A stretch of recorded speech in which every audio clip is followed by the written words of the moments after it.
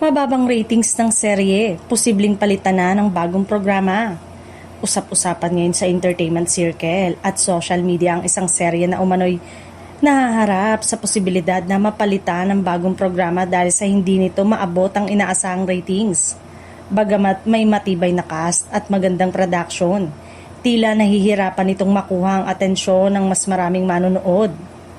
Ayon sa ilang netizen, kapansin-pansin ang pagbaba ng interes ng publiko sa mga nakalipas na linggo.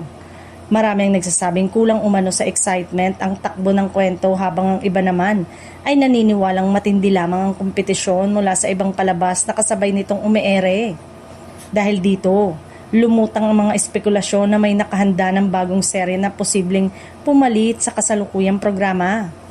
Agad naman naging usap-usapan ng naturang balita, lalo na sa mga taga-subaybay na umaasang mabibigyan pa ng pagkakataon ng serye na maipakita ang buong kwento nito.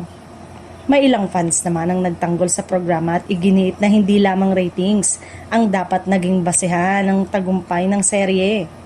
Ayon sa kanila, marami pa rin ang sumusubaybay sa pamamagitan ng online platform at replay viewing na hindi agad nasasama sa tradisyonal na sukatan ng audience reach. Sa kabila ng mga haka-haka, wala pa ring opisyal na pahayag mula sa network o production team tungkol sa umano'y pagpapalit ng programa. Patuloy pa rin ang pagpapalabas ng mga bagong episode at nananatiling nakatuon ng cast sa kanilang trabaho. Habang wala pang kumpirmasyon, patuloy na aabangan ng publiko kung ano ang magiging kapalaran ng naturang serye. Kung totoo man ang mga balibalita, malaking pagbabago ito sa primetime lineup at panibagong hamon para sa programang nakatakdang pumalit.